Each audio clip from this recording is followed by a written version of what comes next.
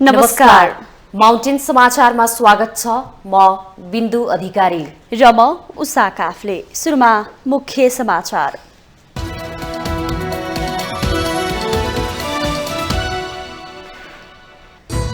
विगतको कमजोरीलाई पार्टी र शीर्ष नेतृत्वले सुधार गर्नुको विकल्प नरहेको ठूला दलका दोस्रो तहका नेताहरूको भनाई। जनताको आवश्यकतासँग जोडिनु पर्ने तर्क।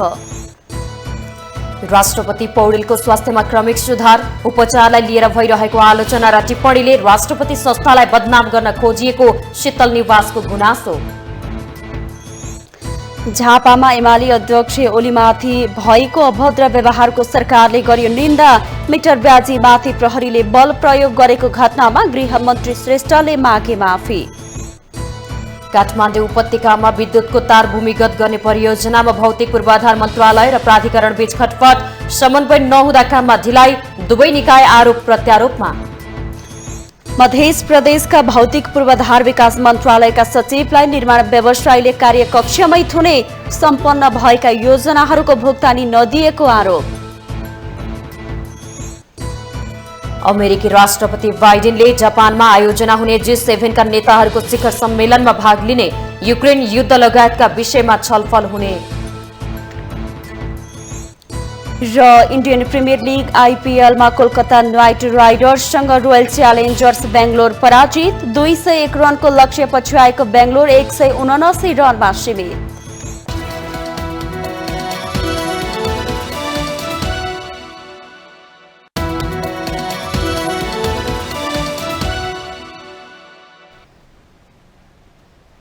अब समाचार विस्तारमा।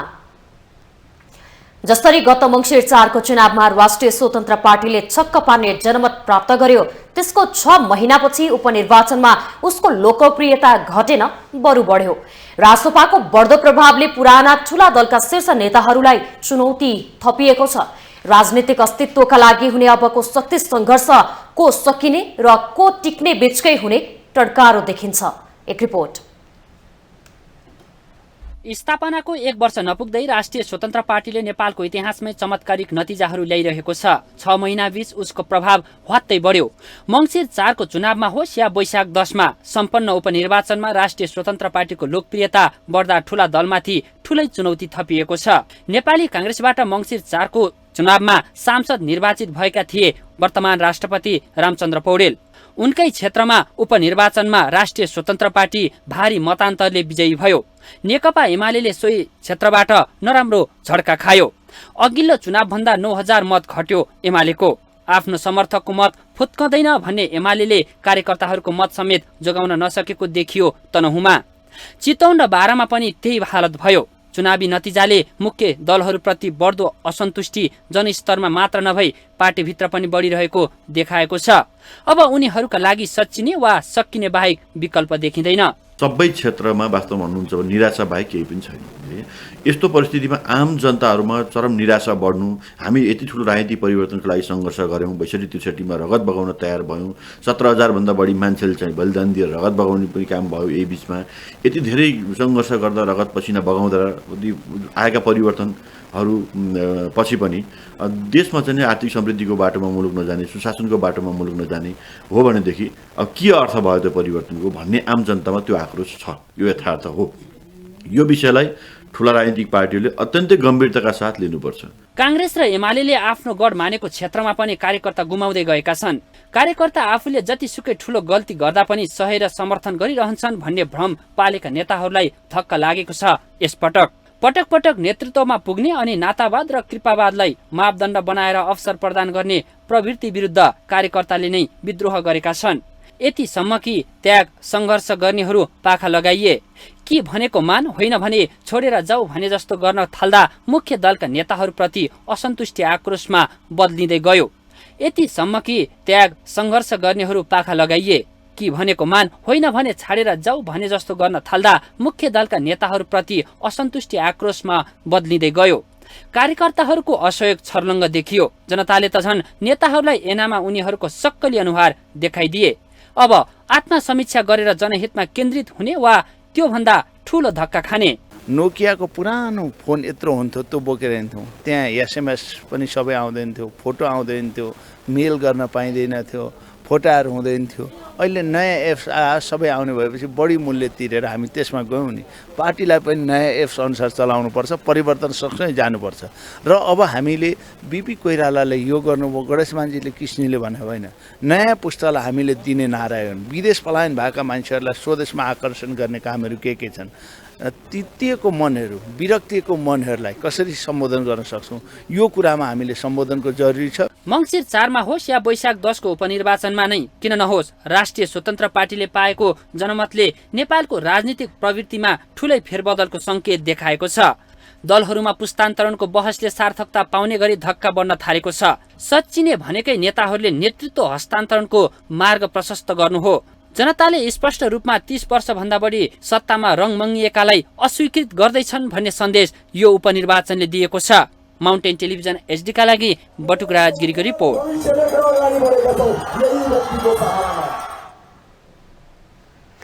शीतल निवासले राष्ट्रपति रामचन्द्र पौडेलको उपचारलाई लिएर भइरहेको आलोचना र टिप्पणीले राष्ट्रपति संस्थालाई नै बदनाम गर्न खोजिएको गुनासो गरेको छ।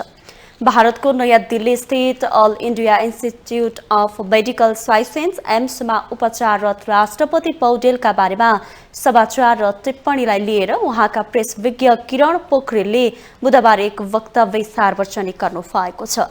चिकित्सकहरूका अनुसार राष्ट्रपति पौडेलको स्वास्थ्य अवस्था क्रमिक रूपले सुधारोन्मुख रहेको भन्दै पोखरेलले केही परीक्षणको रिपोर्ट अझै आउन बाँकी रहेको जानकारी दिनुभएको छ। पोखरेलले राष्ट्रपतिको नेपालमै उपचार गर्ने चाहना हुँदाहुँदै पनि चिकित्सकहरू, प्रधानमन्त्री र उच्च राजनीतिक नेतृत्वको आग्रहमा भारत जान तयार भएको प्रश्न पार्नु भएको छ। सरकारको निर्णय बमोजिमको उपचार पद्धति, कानून, नियम र निश्चित विधि अनुसार हुने स्पष्ट भए पनि राष्ट्रपति संस्थालाई नै विवाद पार्न खोजिएको विज्ञप्तिमा उल्लेख छ। सबै कुरा स्पष्ट हुँदाहुँदै पनि राष्ट्रपति संस्थालाई नै विवादमा पार्ने समन्वयले केही सञ्चार माध्यम तथा सामाजिक सञ्जालमा फैलाइएका भ्रामक सूचना र दुष्प्रचारप्रति गम्भीर ध्यानाकर्षण भएको शीतल निवासको भनाइ छ। राष्ट्रपति तथा उपराष्ट्रपतिको पारिश्रमिक तथा सुविधा सम्बन्धी ऐनमा विदेश भ्रमण र उपचारका लागि विदेश जाने विषयलाई अलग अलग व्यवस्था गरिएको प्रश्न हुँदाहुँदै ऐन कानून नै नबुझे जस्तो गरी राष्ट्रपतिका परिवारका सदस्यले दैनिक भ्रमण भत्ता पाउने जस्ता आम नागरिकलाई दिग्भ्रमित पार्ने सूचना सम्प्रेषण भएको पनि विज्ञप्तिमा जिकिर गरिएको छ।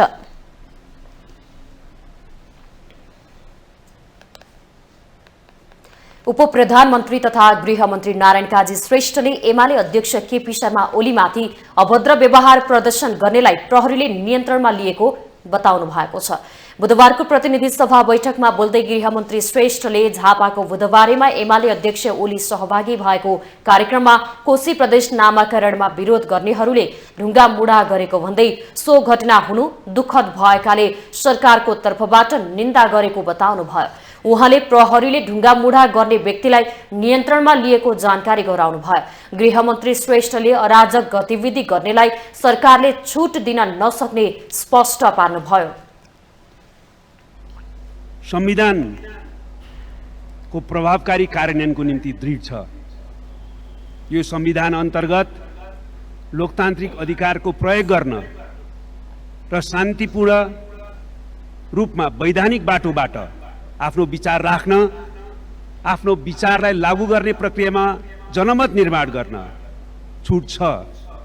त्यसको सरकार सम्मान गर्दछ। तर कुनै पनि कोणबाट गैर संवैधानिक गतिविधि गर्ने, शान्तिपूर्ण गतिविधिको सट्टा अराजक गतिविधि गर्ने, कुनै पनि नेता, कार्यकर्ता वा नागरिकहरूको शान्तिपूर्ण आवत जावत, भेला, कार्यक्रमलाई अवरोध उत्पन्न गर्ने कुरालाई छुट दिन सकिँदैन। गृहमन्त्री श्रेष्ठले मिटरब्याजी पीडितहरूलाई न्याय दिने र पीडकलाई कानूनी कठघरामा ल्याउने गरी सरकारले प्रक्रिया अगाडि बढाएको बताउनुभयो। केही दिन अघि मिटरब्याजी पीडितको आन्दोलनमा प्रहरीले बल प्रयोगमा गृहमन्त्री श्रेष्ठले माफी माग्नुभयो। गृह मन्त्रालयको नेतृत्व सम्हालेको व्यक्तिको नाताले म पीडितहरूमाथि जुनसुकै प्रसङ्गबाट भए पनि, जुनसुकै परिप्रेक्ष्यमा भए पनि, जुनसुकै प्रसङ्गले त्यहाँ पुर्याएको भए पनि, सन्दर्भले पुर्याएको भए पनि पीडितहरूमाथि पुलिसको लाठी लाग्यो, त्यसमाथि नियन्त्रणमा लिइसकेपछि नि केही माथि बल प्रयोग भयो, त्यसको निम्ति म क्षमायाचना गर्न चाहन्छु। तर म अपिल गर्न चाहन्छु, सरकार यो समस्या समाधान गर्न दृढ छ भन्ने कुरा स्पष्ट हुँदाहुँदै यसलाई फेरि विभिन्न ढङ्गले भ्रम पैदा गर्ने गरी लम्ब्याउनु उचित हुँदैन। बरु सबै एक डिगको सिङ्गो देश एक डिगको भएर यसलाई समाधान गरी छाडौँ, छिटोभन्दा छिटो समाधान गरौँ भनेर म अपिल गर्न चाहन्छु। गृहमन्त्री श्रेष्ठले नागरिकता विधेयकमा सबै राजनीतिक दलहरूका बीचमा सहमति खोज्ने कोसिस भइरहेको बताउनुभयो।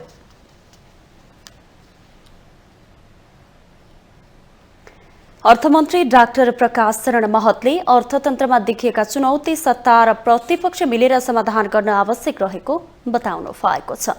बुधबार राष्ट्रिय सभामा पेश भएको वर्तमान आर्थिक समस्याका विषयमा सार्वजनिक महत्त्वको प्रस्तावमा भएको छलफलमा उठेका प्रश्नको जवाफ दिँदै मन्त्री महतले यस्तो बताउनु भएको हो। उहाँले अर्थतन्त्रमा कसरी समस्या देखियो र समाधानका उपायहरूको विषयमा अनुसन्धान गरी सबै पक्ष मिलेर सुधार गर्नुपर्ने आवश्यकता रहेको बताउनुभयो। मुलुकको अर्थतन्त्रलाई गति दिनको लागि सत्ता र विपक्ष मिलेर साझा दृष्टिकोण बनाएर अगाडि बढ्ने विषयमा सहमत रहेको अर्थमन्त्री महतको भनाइ थियो। उहाँले सदनमा सदस्यहरूले भनेको जस्तै अर्थतन्त्र कहाली लाग्दो अवस्थामा नभएको भन्दै सरकारले अर्थतन्त्र सुधार उन्मुख गराउन सक्ने अवस्थामा रहेको जिकिर गर्नुभयो। अर्थमन्त्री महतले अर्थतन्त्रमा देखिएका समस्या र चुनौती समाधान गर्ने ठोस प्रतिबद्धता सरकारसँग रहेको बताउनुभयो। सम्पूर्ण सरकारको तर्फबाट म के विनम्र यहाँहरूसँग प्रतिबद्धता जाहेर गर्न चाहन्छु भने हामी सम्पूर्ण रूपमा पूर्ण इमान्दारिताका साथ आफ्नो क्षमता योग्यताले भ्याएसम्म जनता पार्टी पनि होइन, व्यक्ति त हुँदै होइन, व्यक्ति र पार्टी, म र पार्टीभन्दा माथि उठेर देश र जनतालाई केन्द्रबिन्दुमा राखेर म काम गर्छु र हामी काम गर्छौँ। अर्थमन्त्री भएर आएको 1 महिना भएकाले तत्काल अर्थतन्त्रका सबै समस्या समाधान गर्छु भन्न नसक्ने भन्दै अर्थतन्त्रलाई चलायमान बनाउनेतर्फ सम्पूर्ण ध्यान केन्द्रित हुने उहाँले प्रतिबद्धता जनाउनुभयो। अर्थतन्त्रमा बाह्य दबाव बढ्दै जाँदा राष्ट्र बैंकले मौद्रिक नीति मार्फत कटाई गर्दा बैंकको ब्याज दर वृद्धि, मूल्य वृद्धि, आयात प्रतिबन्ध लगाउँदा अर्थतन्त्रमा समस्या आएको अर्थमन्त्री डाक्टर महतको भनाइ थियो। तपाईहरुले चाहिँ यो चाहिँ ब्याज दरमा चाहिँ पुनर्विचार गर्नु, ब्याङ्करले चाहिँ पुनर्विचार गर्नु, अरू चाहिँ मौद्रिक नीतिका अरू चाहिँ यन्त्रहरू छन् त्यसको प्रयोग गर्नुहोस्। चाहे चाहिँ यो शेयर मार्केटको कुरा होस्, चाहे चाहिँ अर्थतन्त्रलाई चलायमान गर्ने कुरा होस्, लेन्डिङ वृद्धि भएर चाहिँ उद्योग व्यवसायमा लगानी गर्ने कुरा होस्, त्यहाँ समस्या आयो। त्यसकारण त्यो समस्या समाधान गर्नु पर्यो। त्यस्तै गरेर ऋण लिएकाहरूलाई जुन दबाव महसुस गरिराखेका छन्, ब्याज दर बढ्दाखेरि केही समय उहाँहरूलाई चाहिँ तिर्नको लागि चाहिँ समय दिनु पर्यो भन्ने कुराहरू चाहिँ यो हामीले उठाइराखेका छौँ। मूलतः यसको चाहिँ सम्बोधन राष्ट्र बैंकको तर्फबाट हुनुपर्छ। हामीले निरन्तर कुरा गरिराखेका छौँ। हामीलाई आशा छ त्यो राष्ट्र बैंकको तर्फबाट पनि केही अवश्य पनि पहल कदमी चाँडै नै हुनेछ। अर्थमन्त्री डाक्टर महतले मौद्रिक नीति राष्ट्र बैंकको क्षेत्राधिकारभित्र भएकाले सहज बनाउन सरकारले अनुरोध गरिरहेको जानकारी दिनुभयो।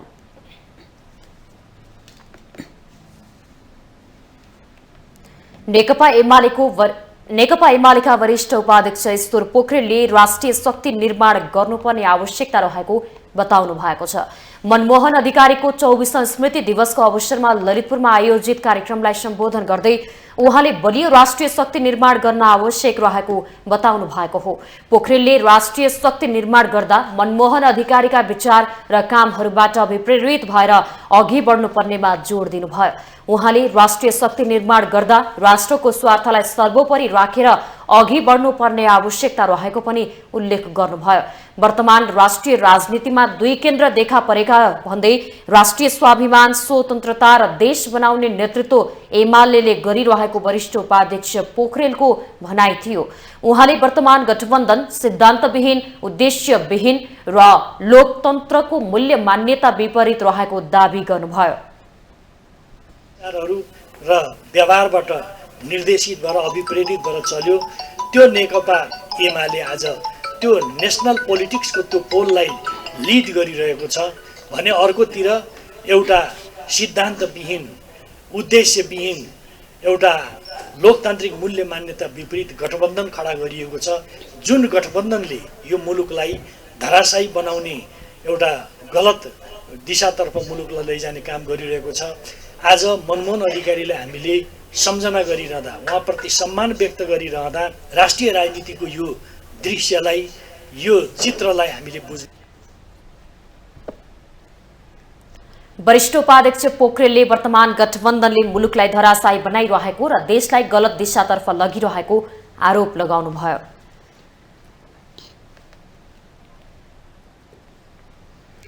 उपनिर्वाचनको संघारमा एक भिडियोमा नेपाली कांग्रेसलाई भोट हाल्छु भनेपछि आफ्ना समर्थकहरूले सामाजिक सञ्जालमा गाली गरेकी किशोरीसँग राष्ट्रिय स्वतन्त्र पार्टीका सभापति रवि लामिछानेले माफी माग्नु भएको छ।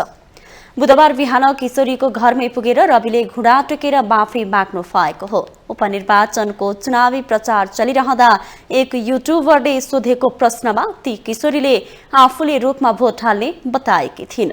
उक्त भिडियो सार्वजनिक भएपछि रासोपा समर्थकहरूले उनीमाथि सामाजिक सञ्जालमा अश्लील गाली गरेका थिए। समर्थकले गल्ती गरेको भन्दै चुनाव जितेपछि सभापति लामिछानेले किशोरीको घरमै पुगेर आफूलाई लागेको कुरा निर्धक्क भन्न पाइने भन्दै गाली गर्नेहरूका तर्फबाट क्षमा माग्नु भएको थियो।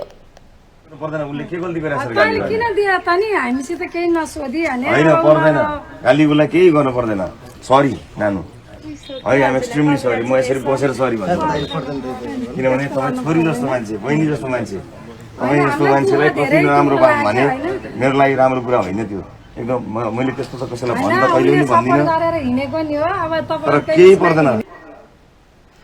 पछिल्लो समय सामाजिक सञ्जालमा आफूलाई मन नपरेको विषयमा अरूप्रति अमर्यादित शैलीमा आलोचना र टिप्पणी गर्ने क्रम बढ्दो छ।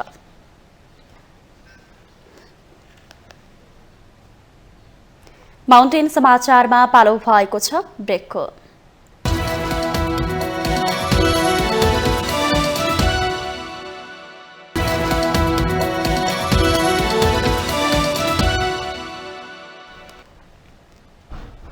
ब्रेकपछि स्वागत छ। अब बाँकी समाचार। विद्युतको तार भूमिगत गर्ने विषयमा नेपाल विद्युत प्राधिकरण र भौतिक पूर्वाधार तथा यातायात मन्त्रालय बीच किचलो देखिएको छ। मन्त्रालयले सडक नबिग्रने गरी तार भूमिगत गर्ने सम्झौता भए पनि प्राधिकरणले सम्झौता अनुसार काम नगरेको भन्दै तार भूमिगत गर्न काठमाडौँका मुख्य सडक खन्ने अनुमति दिएको छैन। एक रिपोर्ट। 2076 फागुनमा काठमाडौँ उपत्यकामा विद्युतीय तार भूमिगत गर्ने कामको थालनी भएको थियो, तर विद्युतीय तार भूमिगत गर्न सुरु भएको 3 वर्ष बित्दा समेत पूर्णता पाउन सकेको छैन। तार भूमिगत गर्ने विषयमा पछिल्लो समय विद्युत प्राधिकरण, भौतिक पूर्वाधार तथा यातायात मन्त्रालय र सडक विभाग बीच आरोप प्रत्यारोप सुरु भएको छ। मन्त्रालयले सडक विभागले बनाएका सडक नबिग्रिने गरी तार भूमिगत गर्ने गरी प्राधिकरणसँग सम्झौता गरे पनि सम्झौता अनुसार काम नगरेको भन्दै काठमाडौँका मुख्य सडक खन्ने अनुमति दिएको छैन। सडक विभागले काठमाडौँका मुख्य सडकमा विद्युतीय तार भूमिगत गर्न अनुमति नदिएको भन्दै प्राधिकरण असन्तुष्ट छ। सरकारी निकायहरू, विद्युत प्राधिकरण, भौतिक पूर्वाधार तथा यातायात मन्त्रालय र सडक विभाग बीच नै समन्वय नहुँदा तार भूमिगत गर्ने विषयमा अन्यल बढेर गएको छ। सडक विभागले मुख्य सडक खन्न नदिँदा आयोजनाको म्याद लम्बिँदै गए पनि काम गर्न नसकिएको विद्युत प्राधिकरणले बताएको छ। नेपाल विद्युत प्राधिकरणका प्रमुख कार्यकारी निर्देशक कुलमान घिसिङले सडक विभागले अत्तो थापेको आरोप लगाउनुहुन्छ। मुख्य सडकमा तार बिछ्याउनका लागि खन्न अनुमति मागेको 2 वर्ष बित्न लाग्दा समेत विभागले सडक खन्ने अनुमति नदिँदा आयोजनाको काम तीव्र रूपमा हुन नसकेको उहाँको आरोप छ। को जुन रोडले पर्मिसन दिनुपर्छ ठाउँ ठाउँमा, अब यो सहरभित्रको मेजर रोडहरूमा चाहिँ पर्मिसन हामीले पाएका छैन। मेजर रोडहरू जस्तो एयरपोर्टदेखि आएर यो नयाँ बानेश्वर लगायत यो किङ्सवेतिरको यो चाहिँ न्यू रोडतिरको यो भित्रको यो मेजर रोड छ नि तपाईँ कहीँ पनि काम भएको देख्नु भएको छैन। त्यो नभएको के हो भने हामीले पर्मिसन पाएको छैनौँ। धेरै रिक्वेस्ट गरेका छौँ, उहाँहरूले अब हामी दिन्छौँ भन्नुभएको छ। अब यो पर्मिसन पाउनासाथ उहाँहरूको फुल फ्लेजमा मोबिलाइज गर्ने इक्विपमेन्ट मान्छे सबै छ। यता भौतिक पूर्वाधार तथा यातायात मन्त्रालयका सचिव केशव कुमार शर्माले भने विद्युत प्राधिकरणले सम्झौता अनुसार काम नगरेको भन्दै असन्तुष्ट व्यक्त गर्नुहुन्छ। उहाँले प्राधिकरणले 200 मिटरको फरकमा सडक खनेर डिल गर्ने भने पनि अहिले सडक पुरै खनेर विद्युतीय तार भूमिगत गरिरहेको आरोप लगाउनुभयो। सडक विभागले सडक चिल्लो बनाएर पिच गरे पनि खानेपानी र विद्युत प्राधिकरणको कारण विभागले गाली खानु परिरहेको बताउनुहुन्छ। बिग्रिने पनि हाम्रै गाली पनि सडक विभागले बनाएको अहिले खाल्टा पर्यो, उसको पाइप फुट्छ त हाम्रो के लाग्छ त। अब उनीहरू चाहिँ पारपुर पार्ने यसो अब त्यो जमिन मुनि हुन्छ देखिँदैन, उसको गल्ती पनि हामीमा आउँछ क्या। उसले राम्रोसँग त्यो टाइट नगरेको कारणले पानी प्रेसरमा जान्छ, त्यसले पिच फुटाइदिन्छ, गाली चाहिँ हामीले खाने भन्ने त्यो त मिलेन नि। सरकारी निकाय बीच नै काममा समन्वय नहुँदा योजनाहरू समयमै पूरा नहुने रोगले नेपालमा विकासको गतिमै ब्रेक लाग्ने गरेको छ। माउन्टेन टेलिभिजन एचटीका लागि सन्दीप शर्माको रिपोर्ट। निर्माण व्यवसायीहरूले विभिन्न योजनाहरूको काम सम्पन्न गरे पनि भुक्तानी नगरिएको भन्दै मध्य प्रदेशको भौतिक पूर्वाधार विकास मन्त्रालयका सचिवलाई कार्यालयमा थुनेका छन्। काम गरेको 1.5 वर्षपछि पनि भुक्तानीको छाँटकाँट नदेखिएपछि निर्माण व्यवसायीहरूले मन्त्रालयका सचिव कृष्ण कुमार मिश्रलाई थुनेका हुन्। मध्य प्रदेश सरकारको भौतिक पूर्वाधार विकास मन्त्रालयका विभिन्न योजनाहरूको विकास निर्माणको काम सम्पन्न गरे पनि भुक्तानी अहिलेसम्म नपाएको भन्दै निर्माण व्यवसायीहरूले मन्त्रालय पुगेर सचिवको कार्यकक्षमा ताला लगाएर प्रदर्शन गरेका छन्। निर्माण व्यवसायीहरूले सचिवको कार्यकक्ष अगाडि फोहोर समेत थुपारेका छन्। गत आर्थिक वर्षहरूमा प्रदेश सरकारको दर्जनौं विकास निर्माणको काम गरेका उनीहरूले काम सम्पन्न गरेको साढे 2 वर्ष बितिसक्दा पनि भुक्तानी नपाएकोले बाध्य भएर सचिवलाई नै कार्यकक्षमा थुनेको निर्माण व्यवसायी सुशील लाल ठाकुरले बताउनुभयो। उहाँले आफूहरूले काम सम्पन्न गरेको वर्षौं बितिसकेको अवस्थामा बैंकको ब्याज तिर्न समेत समस्या भइरहे पनि भुक्तानीका लागि प्रदेश सरकारले चासो नदेखाएको गुनासो गर्नुभयो। त्यो सबैको नाटक मात्रै हो। यो हामीले बोलाउने, हामीले 200 रुपैयाँ एउटा माइनटिङ गर्ने, 30 दिनको टाइम लिन, 30 दिनको सट्टामा 60 दिनमा उनीहरूले रिपोर्ट पेश गर्ने, त्यसले 2 महिना गयो। माघमा तपाईँको मन्त्री, तपाईँहरू सबै पत्रिकामा देख्नु न, मन्त्रीज्यूको मुख्यमन्त्रीज्यूले यही माथि डिसिजन गरेको माघको 22 गते 10 महिना 22 गतेकोमा 30 दिनभित्र तपाईँको प्रतिवेदन पेश गर्नलाई के कुन अवस्थामा चाहिने कुन ठेक्का छ, भुक्तानी गर्ने किन भइरहेछन्, त्यो प्रक्रिया आजभन्दा 10 दिन अगाडि पेश भएको छ। अनि यहाँबाट पत्रिका मुख्यमन्त्री कार्यालयमा पठायो, मुख्यमन्त्री कार्यालयबाट तोक लगाएर फेरि यहीँ पठाइदियो कि हामीले सबै भौतिक पूर्वाधारमा पठाइसकेको छु, उनीहरूकै जिम्मा छ, यिनीहरू कानमा तेल दिएर राखेर सुतिरहेछ। बैंकको ब्याज महिनाको 80,000 तिर्न परिरहेको उहाँले बताउनुभयो। उनीहरूको विभिन्न 38वटा योजनाको 60 करोड रकम भुक्तानी गर्न बाँकी रहेको छ। मध्य प्रदेश सरकारका अन्य मन्त्रालयहरूले पनि विभिन्न उपभोक्ता समितिको करिब 1 अर्ब रुपैयाँ भुक्तानी गर्न बाँकी रहेको छ। राष्ट्रिय सभाले संसदीय सुनवाई समितिमा सदस्यहरूको मनोनयन गरेको छ। राष्ट्रिय सभाको बुधबार बसेको बैठकले संसदीय सुनवाई समितिमा 3 जना राष्ट्रिय सभा सदस्यहरूलाई मनोनयन गरेको हो। समितिमा राष्ट्रिय सभा सदस्यहरू जगप्रसाद शर्मा, देवेन्द्र दाहाल र रमेश जंग रायमाझी रहनु भएको छ। राष्ट्रिय सभा अध्यक्ष गणेश प्रसाद तिमिल सिन्हाले संसदीय सुनवाई समितिमा यी 3 सदस्यहरूलाई मनोनयन गरेको जानकारी बैठकमा गराउनु भएको थियो भने बैठकले सर्वसम्मत रूपमा सहमति जनाएको थियो।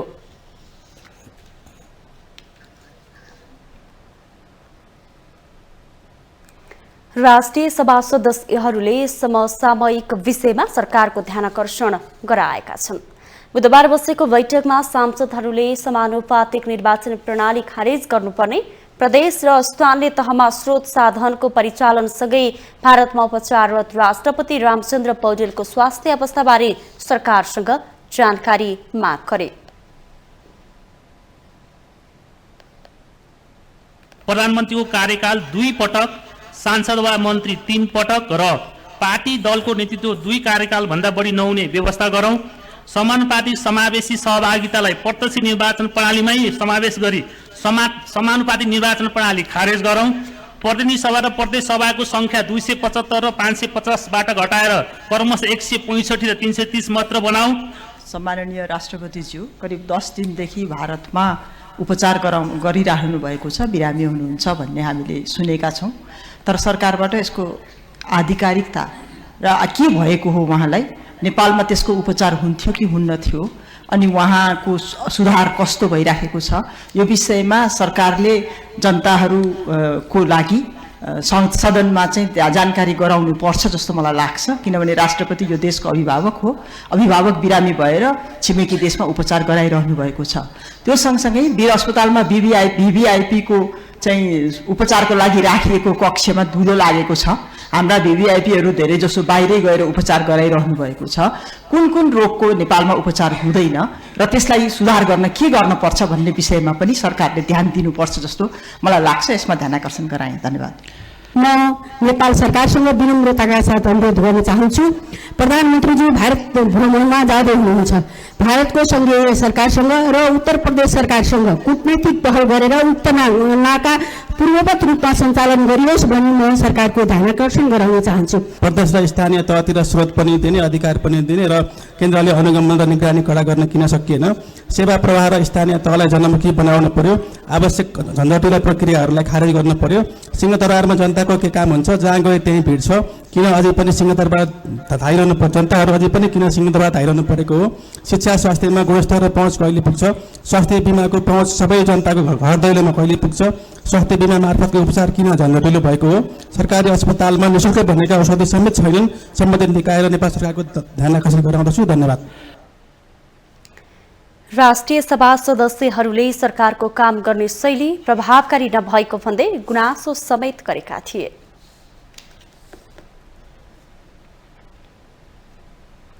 सोमबारको राति नेपालको आकाशको दृश्य भयावह थियो।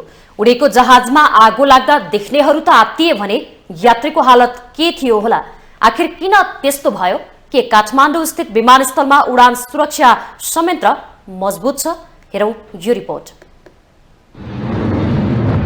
एफजेट 576 उडान नम्बरको फ्लाइ दुबईको जहाज सोमबार राति उडेको केही बेरमै विस्फोटको आवाज सुनिन्छ आकाशमा। काठमाडौँ उपत्यकावासी सुत्ने तर्खरमा मात्र के थिए, आवाज सुनेर आकाशतर्फ हेर्न थाल्छन्। जहाजको आवाजसँगै आगोको लपका देखिन्छ। 168 यात्रु बोकेर त्रिभुवन विमानस्थलबाट उड्दै गर्दा चालक पुनः फर्काउन खोज्छन्। धादिङमा पुगेर विमान 10 मिनेट होल्ड गर्छ। चालक दलको कुशलता र भाग्यले जहाज सामान्य अवस्थामा आयो। चालक दलले एउटा इन्जिनको भरमा गन्तव्यतर्फ उडाएर विमान दुबईको समय अनुसार 12:11 जहाजले सफल अवतरण गर्यो। जहाजमा विमानस्थलबाट उड्ने बित्तिकै ठूलो आगोको मुस्लो निस्किएको कौतूहलताको विषय बनिरहेको छ। फ्लाइ दुबईको जहाजमा के भएको हो? अनुमानहरू भए पनि यथार्थ अझै औपचारिक रूपमा खुलेको छैन। नेपाल वायुसेवा निगमका वरिष्ठ पाइलट केबी लिम्बू कुनै पनि जहाजमा प्राविधिक समस्या देखिएपछि जहाजको इन्जिनबाट आवाज सहित आगो निस्किने बताउनुहुन्छ। फ्युल र एयरको मिक्सचर नमिलेपछि पनि आगोको फ्लेम देखिन्छ। अर्को अब कम्प्रेसर स्टलमा पनि हुन सक्छ त्यो सम्भावना, हैन? तर यो दुईटै चाहिँ मतलब सल्भ हुने समस्याहरू हो र त्यही अनुसार सल्भ पनि भयो। नभएको भए त त्यो दुबई जाँदैन थियो त, हैन? त्यस कारणले अब लेम्यानले के भन्यो भन्ने त्यतातिर म टिका टिप्पणी गर्न चाहन्न। तर इन्जिनमा फ्लेम देखिन्छ, आगोको मुस्लो देखिन्छ। इन्जिन स्टार्ट गरेपछि ग्राउन्डमा पनि कहिले कहिले देखिन्छ। अनि त्यो भएको पनि छ हामीलाई, हैन? जेट इन्जिनमै। तर त्यो पछि आफै बन्द हुन्छ, किनभने एयर र फ्युलको मिक्सचर चाहिँ नमिल्ने, सधैँ नमिल्ने त होइन नि त। केही समय अब केही पावर चलाउँदा, पावर खोल्दाखेरि त्यो मिक्सचर मिलेन भने, त्यो रेसु मिलेन भने फ्लेम देखिन्छ। जहाज त जोगियो तर नेपाल र त्रिभुवन अन्तर्राष्ट्रिय विमानस्थलको बदनाम गर्ने गरी हल्ला फैलाइयो। दुवै सरकारको मिडिया कार्यालयले त्रिभुवन अन्तर्राष्ट्रिय विमानस्थलको धावन मार्ग छाड्ने बित्तिकै जहाजमा चरा ठोक्किएको दाबी गर्यो। रातको 9 बजेपछि विमानमा ठोक्किने गरी चरा उड्नु आफैमा आश्चर्यको विषय हो। नेपाल उड्डयन प्राधिकरणले प्रमाण बिना गलत सूचना फैलाएकोमा फलाइ दुबईका नेपाल प्रमुख र स्टेसन म्यानेजरको पास तत्कालका लागि रोक्का गरिएको छ। अफिसियल तपाईँको चाहिँ नेपालको नागरिक उड्डयन प्राधिकरण अथवा त्रिभुवन अन्तर्राष्ट्रिय विमानस्थलको आधिकारिक भर्सन बिना, आधिकारिक प्रमाण बिना उसले चाहिँ जुन तपाईँको चाहिँ मध्यरातमा जहाज आकाशमै हुँदा जुन बडी स्ट्राइक भयो भनेर जुन एकपक्षीय रूपमा जुन एउटा चाहिँ तपाईँको स्टेटमेन्ट निकालेको छ, त्यो स्टेटमेन्ट चाहिँ अपुरो र जुन तपाईँको हाम्रो चाहिँ एभिएसन डिप्लोमेसीको विरुद्धमा भयो भनेर हामीले काठमाडौँ स्थित तपाईँको फ्लाइ दुबईको कन्ट्री म्यानेजर र एयरपोर्ट म्यानेजरको लागि स्पष्टीकरण सोधेर निजहरूको तपाईँको चाहिँ निजहरूलाई यो छानबिन गरेर चाहिँ तपाईँको एउटा कन्क्लुजन गर्नको लागि एउटा कमिटी गठन गरी उनीहरूलाई चाहिँ हाल त्रिभुवन अन्तर्राष्ट्रिय विमानस्थलको प्रवेश पास चाहिँ हामीले रोक्का गरेका छौँ। कुनै पनि जहाज आगलागीमा पर्नु भनेको ठूलो खतरा हो, त्यो पनि उडिरहँदा। यसका विभिन्न कारणहरू हुने गरेको विज्ञहरू बताउनुहुन्छ, जसमध्ये चरासँग आकाशमा ठोक्किनु पनि एउटा कारण हुन्छ। उडान क्षेत्रमा चरा नियन्त्रणका लागि त्रिभुवन अन्तर्राष्ट्रिय विमानस्थलमा विभिन्न उपाय अपनाइएको छ। त्रिभुवन अन्तर्राष्ट्रिय विमानस्थलमा अवतरणका क्रममा विगतमा बङ्गलादेशको विमान दुर्घटना भएको थियो। दुर्घटना प्राविधिक कारणले नै हुने गर्दछन्, तर बिना छानबिन र बिना तथ्य सिधै विमानस्थल सञ्चालक निकायलाई आरोप लगाइहाल्न मिल्दैन। अर्कोतर्फ विमानस्थल सञ्चालन गर्ने नागरिक उड्डयन प्राधिकरणले पनि प्राविधिक रूपमा आफूलाई चुस्त दुरुस्त राख्न जरुरी छ। माउन्टेन टेलिभिजन SD का लागि लक्ष्मीप्रसाद नेउपाने, काठमाडौँ। माउन्टेन समाचारमा पालो भएको छ ब्रेकको।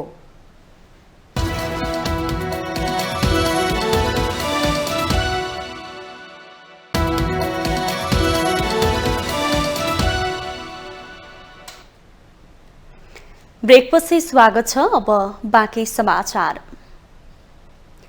गृह श्रमिकले घर वा घर नजिकैबाट स्थानीय, राष्ट्रिय र विश्व बजारको लागि वस्तु वा सेवा उत्पादन मार्फत योगदान गरिरहेका छन्।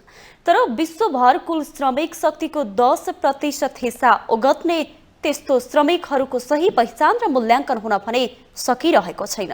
एक रिपोर्ट। सन् 2019 मा अन्तर्राष्ट्रिय श्रम संगठन ILO ले गरेको अध्ययन अनुसार संसारभर करिब 26 करोड भन्दा अधिक गृह श्रमिक छन्, जुन विश्व श्रमिक शक्तिको 10% हो। कुल गृह श्रमिक मध्ये महिलाको हिस्सा 57% रहेको रिपोर्टमा उल्लेख छ। अझ संसारभरका झण्डै 2/3 गृह श्रमिकहरू एसिया प्रशान्त क्षेत्रमा छन्। त्यस्ता श्रमिक घरका अलावा आफ्नै स्वामित्वमा काम गर्दछन्। कतिपयले विभिन्न साना ठेकेदारहरू मार्फत काम गर्दै आएका छन्। उनीहरूले गरेका उत्पादनले संसारकै अर्थतन्त्रमा उल्लेख्य हिस्सा ओगट्ने गर्छ।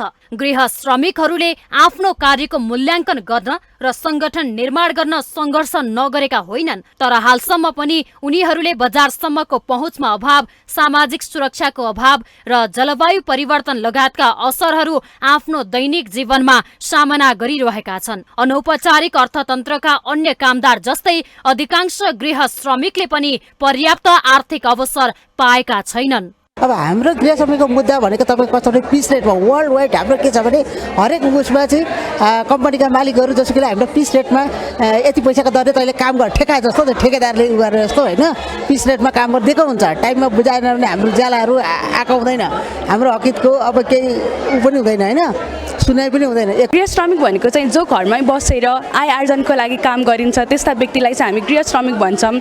तर अहिले चाहिँ गृह श्रमिक भन्ने बित्तिकै मानिसहरूले चाहिँ घरमा बसेर काम गर्ने त्यो हुन्छ नि भाडा माझ्ने त्योहरू भनेर भन्नुहुन्छ, तर त्यो होइन गृह श्रमिक भनेको। जो गृह श्रमिक भनेको चाहिँ जो घरमा बसेर आय आर्जनको लागि घरको बचेको टाइममा हुन्छ नि त अलिकति इन्कम होस्, आय आर्जन होस् भनेर काम गर्नुहुन्छ, उहाँहरूलाई चाहिँ हामी गृह श्रमिक भनेर भन्छौँ। एजुकेटेड दिदीबहिनीहरू पनि धेरै गृह श्रमिक हुनुहुन्छ होइन, उहाँहरूलाई त एजुकेटेड भएर उहाँहरूले सायद अब कलेज पढाउन सक्नुहुन्थ्यो होला, धेरै गर्नु छ। अलि माथि गएपछि त्यसैलाई बिजनेसम्यान भनिन्छ भने एउटा त्यो गृह श्रमिक पनि सानो बिजनेसम्यानै हो कि, उसलाई पनि नाममा नै अब भनौँ न त्यहाँ फरक भिन्नता गराइएको छ भने अब अरू कुरा त तपाईँहरूलाई थाहा छ।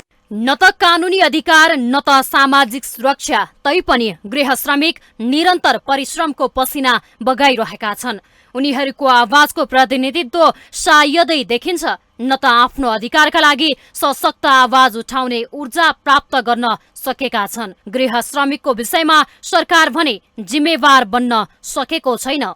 एक त सरकारले पनि यो होम बेस वर्कर भनेको के हो भन्ने कुरा पहिचान नभएको र अडिसी चाहिँ होइन भन्नुपर्दा चाहिँ यो सरकारको डाटामा चाहिँ नभएको गृह श्रमिक पर्यो होइन। घरमा काम आउने ट्रेन्ड बढाएको छ, डिफ्रेन्ट सेक्टरमा नि आएको छ, जहिले अहिले इन्स्ट्रुमेन्टमा अब त्यो मेडिसिनमा थुप्रै चिजमा आउँदैछ कि डिफ्रेन्ट फरक अवस्थाको आएको छ। त्यो चाहिँ नेपाल गभर्मेन्टले ट्याप गर्नुपर्ने हो। अहिले नै तपाईँले देखिहाल्नु, ढाकै पहिला चाहिँ युज हुँदैन थियो भने अहिले कति फेसनमा आएको छ। यसलाई अलिकति प्रमोट गर्न सक्यो भने गलैँचा ढाकाबाट धेरै नै गाउँ गाउँमा बनाएर, किन ठुलो फ्याक्ट्री हाम्रोमा सस्टेनेबल त्यति कम्पिटिटिभ भइराखेको मैले देखाएको छैन। गृह श्रमिक कुनै पनि राज्यको महत्त्वपूर्ण हिस्सा हुन्। उनीहरूको पहिचानको विषय सम्बोधन हुन आवश्यक छ। परिश्रम गर्ने खास श्रम शक्तिको सम्मान र अधिकारका लागि राज्यले जिम्मेवार भूमिका निभाउन जरुरी हुन्छ। रोजगारदाताहरूसँग प्रभावकारी ढंगले संवाद गर्दै आवश्यक सुविधा प्रदान सुनिश्चित गर्न जरुरी छ। गृह श्रमिकको माउन्टेन टेलिभिजन एसडीका लागि क्यामेरामा निशान तामाङका साथमा बिन्दु अधिकारी, काठमाडौँ। मुख्यमन्त्री खगराज अधिकारी नेतृत्वको गण्डकी प्रदेश सरकार ढलेपछि नयाँ सरकारको नेतृत्वको विषयलाई लिएर नेपाली कांग्रेस र नेकपा माओवादी केन्द्र बीच दूरी बढेको छ। ठूलो दलको हैसियतमा नेता सुरेन्द्र राज पाण्डेलाई मुख्यमन्त्री नियुक्त गर्न कांग्रेसले अडान र कसरत गर्दा नेकपा माओवादी संसदीय दलका नेता हरिबहादुर चुमानले विश्वासको मत नदिने सम्मको चेतावनी दिनुभएको छ। कांग्रेस संसदीय दलका नेता सुरेन्द्र राज पाण्डे सहित सबैजसो कांग्रेस सांसद सभापति शेरबहादुर देउवादेखि माओवादी अध्यक्ष समेत रहनुभएका प्रधानमन्त्री प्रचण्डसम्मलाई काठमाडौँमा भेटिसकेका छन्। कांग्रेस सभापति देउवा र प्रधानमन्त्री प्रचण्डले गण्डकीमा कांग्रेसलाई पहिलो चरणमा मुख्यमन्त्री दिने आश्वासन दिनुभएको छ। बिहिबार दिनको 4 बजेसम्मको समय दिएर प्रदेश प्रमुखले मुख्यमन्त्रीमा दाबी गर्न आह्वान गर्नुभएको छ। तर सत्तारूढ दल नेपाली कांग्रेस र माओवादी बीच भने अझै गाँठो फुकिसकेको छैन। तनहुँ 1 को चुनावलाई देखाउँदै गत वैशाख 3 गते माओवादी नेता हरिबहादुर चुमानको नेतृत्वमा काठमाडौँ पुगेको टोलीले अध्यक्ष प्रचण्ड र कांग्रेस सभापति देउवा सहितका नेताहरूसँग बसेर सरकारमा आलो पालो गर्ने सहमति गरेको थियो। शीर्ष नेतृत्वले नै मुख्यमन्त्री कांग्रेसको बन्ने बाटो खोलिदिएपछि कांग्रेस सांसदहरू फर्किँदै गर्दा मंगलबार नै प्रदेश प्रमुखले बहुमतको सरकार गठनका निम्ति आह्वान गरेपछि माओवादीको समेत हस्ताक्षर लिएर दाबी गर्न जाने कांग्रेसको तयारी थियो। तर मुख्यमन्त्री दाबी गरिरहेका माओवादी संसदीय दलका नेता चुमान भने प्रचण्डलाई नै भेटेर निर्णय बुझ्ने भन्दै काठमाडौँमा हुनुहुन्छ। माओवादी नेता चुमानले दोस्रो चरणमा कति समय आफूले मुख्यमन्त्री पाउने हो सोमबार स्पष्ट हुने खोजिरहनु भएको छ।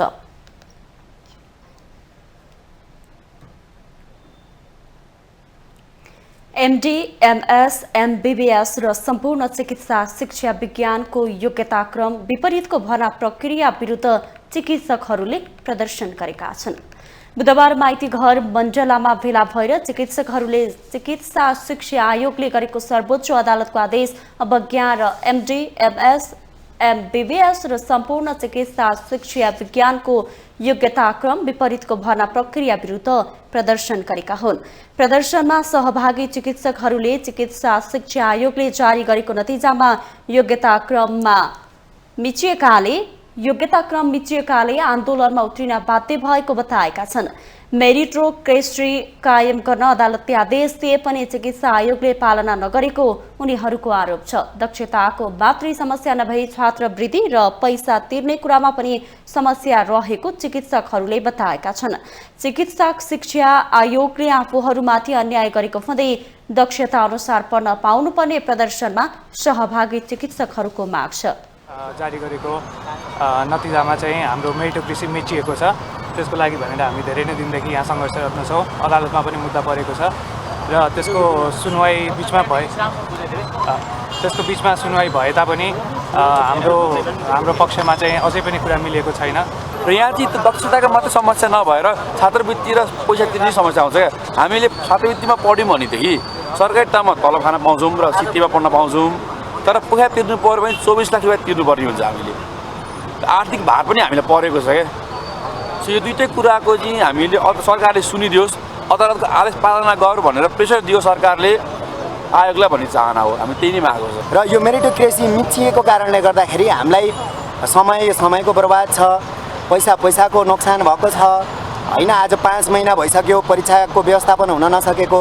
सबै चिकित्सक साथीहरूले अब पढ्नुपर्छ भनेर जागिर छोडेर आउनु भएको छ होइन। र यो हाम्रो आन्दोलनप्रति चाहिँ सबैलाई जानकारी छ। हामी चाहिँ शिक्षा मन्त्रीलाई भेट्यौँ, चिकित्सा शिक्षा आयोगमा गएर नाराबाजी गऱ्यौँ।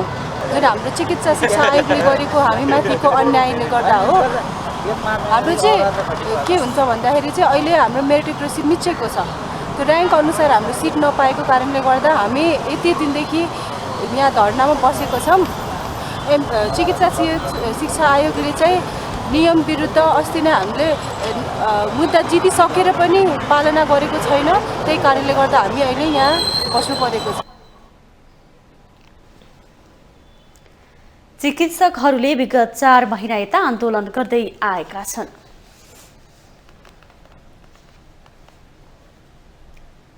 घामको प्रचण्ड राप र तातो हावा बहने क्रम सुरु भएसँगै महोत्तरीको उत्तरी क्षेत्रमा खानेपानीको संकट बढेको छ।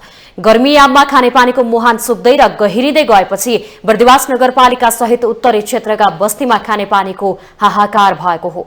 इनारको पानी सुक्दै गएकाले पानी निकाल्न इनारमा बाल्टिन खसाल्दा डुब्नै छाडेको स्थानीय बताउँछन्। खानेपानीको संकट बेहोर्दै आएका पशुपति नगरका बासिन्दाले यसअघि कयौं साल बैलगाडामा गएर पानी ल्याएको सम्झिरहेका छन्।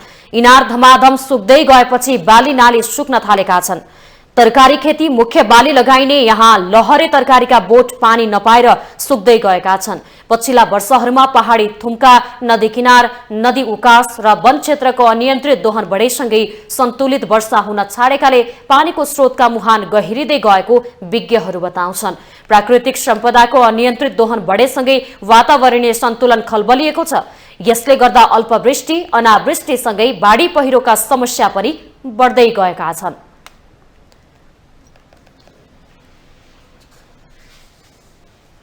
रातो मच्छिन्द्रनाथको रथलाई तानेर गावाहाल पुर्याइएको छ। रथलाई पुल्चोकबाट तानेर गावाहाल पुर्याइएको हो।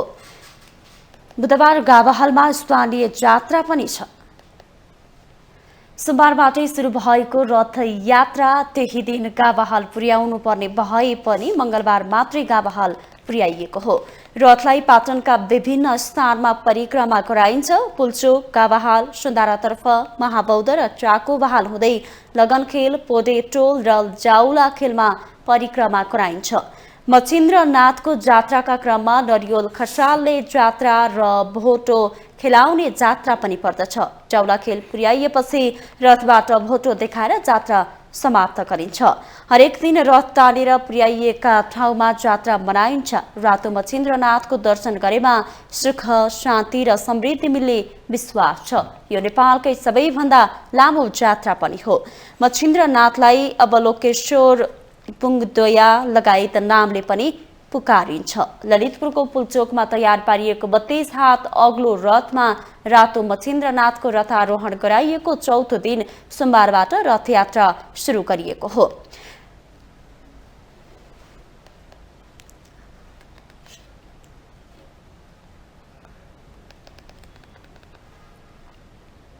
हामीसँग आर्थिक, अन्तर्राष्ट्रिय र खेल समाचार बाँकी नै छन्। माउन्टेन समाचारमा पालो भएको छ ब्रेकको।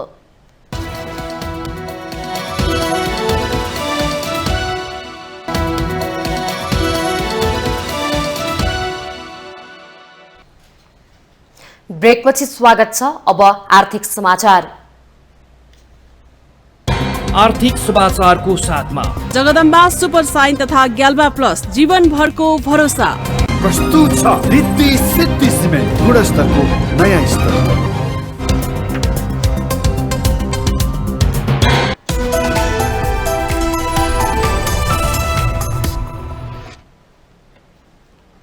राष्ट्रिय चिया दिवसको 27औं संस्करण 3 दिनसम्म सञ्चालन हुनेछ। राष्ट्रिय चिया दिवसको 27औं संस्करणको कार्यक्रम वैशाख 14 गते काठमाडौँमा र 15 र 16 गते भने इलामको फिक्कलमा सञ्चालन गरिनेछ। राष्ट्रिय चिया तथा कफी विकास बोर्डका अध्यक्ष डाक्टर विष्णु प्रसाद भट्टराईले आर्थिक वर्ष 2078-79 को तथ्याङ्क अनुसार नेपालमा 20,219 हेक्टरमा चिया रोपण भएको र त्यसबाट 26,379 मेट्रिक टन चिया उत्पादन भएको जानकारी दिनुभयो। नेपाली चियाको 90% भन्दा बढी निकासी भारतसँग रहेकोमा प्रत्येक वर्ष निर्यातमा समस्या रहेको र मिसावट युक्त रहेको जस्ता आरोपहरू खेप्नु परेको भन्दै नेपाली चिया गुणस्तर युक्त हुँदाहुँदै पनि कम मूल्यमा बेच्नु पर्दा क्षमता अनुसार नाफामूलक बन्न नसकेको उहाँको भनाइ छ।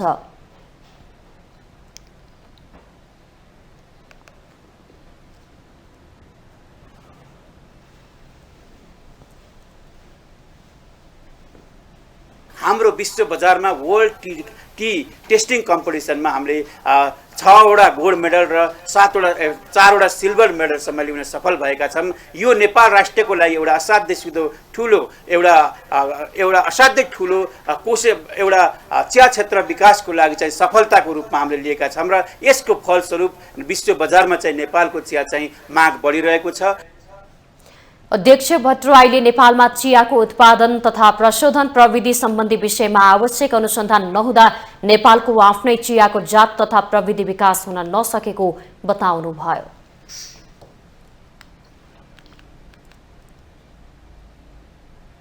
अब पालो अन्तर्राष्ट्रिय समाचारको।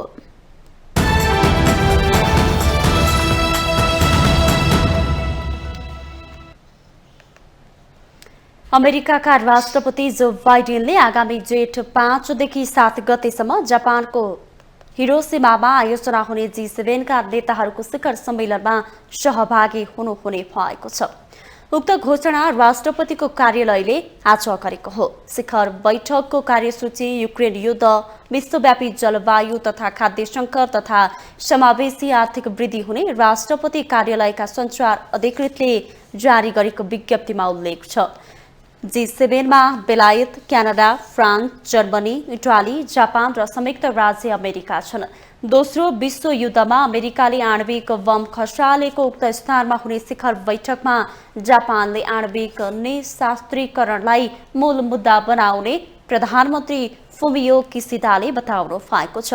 G7 को बैठकपछि अमेरिकी राष्ट्रपतिले अस्ट्रेलियाको सिडनीमा हुने अस्ट्रेलिया, भारत, जापान र अमेरिका सदस्य रहेको रणनीतिक सुरक्षा समूह क्वाड नेताहरूको शिखर सम्मेलनमा भाग लिने कार्यक्रम रहेको व्हाइट हाउसले जनाएको छ। एसिया प्रान्तमा क्षेत्रमा चीनको प्रभाव बढ्न नदिन गठित क्वाडको बैठकमा उदयमान प्रविधि, गुणस्तरीय पूर्वाधार, विश्व स्वास्थ्य, जलवायु परिवर्तन, समुद्री क्षेत्रमा जागरूकता अभिवृद्धि लगायत विषयमा विचार विमर्श हुनेछ।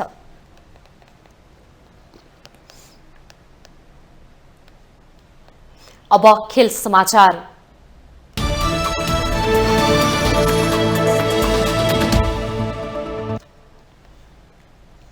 इन्डियन प्रिमियर लिग आइपिएलमा कोलकाता नाइट राइडर्सले रोयल च्यालेन्जर्स बेंगलोरलाई पराजित गरेको छ। बेंगलोरको चिन्नास्वामीमा कोलकाताले घरेलु टोलीलाई 21 रनले हराएको हो। खेल जित्नका लागि 201 रनको विशाल विजय लक्ष्य पछ्याएको बेंगलोरले निर्धारित 20 ओभरमा 8 विकेट गुमाउँदै 179 रन बनायो। बेंगलोरका कार्यवाहक कप्तान विराट कोहलीले 54 रन बनाए पनि टोलीको हार टार्न सकेनन्। फाफ डु प्लेसिसले 17 र ग्लेन म्याक्सवेलले 5, दिनेश कार्तिक र युवा खेलाडी महिपाल लोमरोरले 22 रन बनाए। कोलकाताको जितमा वरुण चक्रवर्तीले 3 तथा सुयश शर्मा र आन्द्रे रसेलले 2-2 विकेट लिए।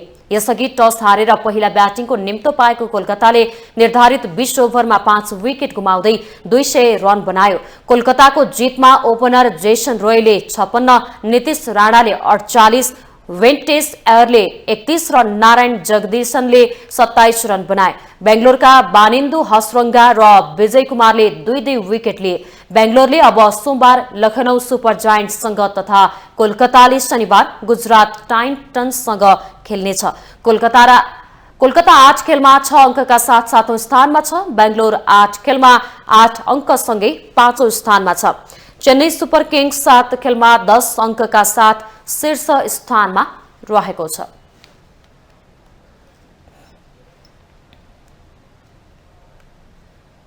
माउन्टेन समाचारमा फेरि पालो भएको छ ब्रेकको।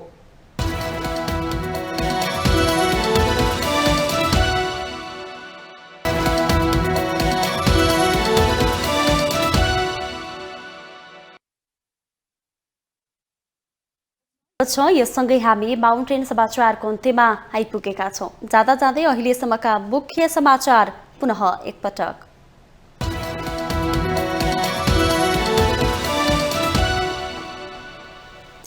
विगतको कमजोरीलाई पार्टी र शीर्ष नेतृत्वले सुधार गर्नुको विकल्प नरहेको ठूला दलका दोस्रो तहका नेताहरूको भनाई। जनताको आवश्यकतासँग जोडिनु पर्ने तर्क। राष्ट्रपति पौडेलको स्वास्थ्यमा क्रमिक सुधार। उपचारलाई लिएर भइरहेको आलोचना र टिप्पणीले राष्ट्रपति संस्थालाई बदनाम गर्न खोजिएको शीतल निवासको गुनासो। झापामा एमाले अध्यक्ष ओलीमाथि भएको अभद्र व्यवहारको सरकारले गर्यो निन्दा। मिटर ब्याजीमाथि प्रहरीले बल प्रयोग गरेको घटनामा गृहमन्त्री श्रेष्ठले मागे माफी। काठमाडौँ उपत्यकामा विद्युतको तार भूमिगत गर्ने परियोजनामा भौतिक पूर्वाधार मन्त्रालय र प्राधिकरण बीच खटपट। समन्वय नहुँदा काममा ढिलाइ। दुवै निकाय आरोप प्रत्यारोपमा। मध्य प्रदेशका भौतिक पूर्वाधार विकास मन्त्रालयका सचिवलाई निर्माण व्यवसायीले कार्यकक्षमै थुने। सम्पन्न भएका योजनाहरूको भुक्तानी नदिएको आरोप। अमेरिकी राष्ट्रपति बाइडेनले जापानमा आयोजना हुने G7 का नेताहरूको शिखर सम्मेलनमा भाग लिने। युक्रेन युद्ध लगायतका विषयमा छलफल हुने। र इन्डियन प्रिमियर लिग आइपिएलमा कोलकाता नाइट राइडर्ससँग रोयल च्यालेन्जर्स बेंगलोर पराजित। 201 रनको लक्ष्य पछ्याएको बेंगलोर 179 रनमा सीमित।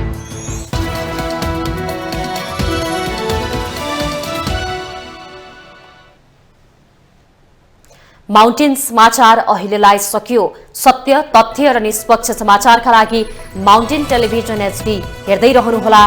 नमस्कार।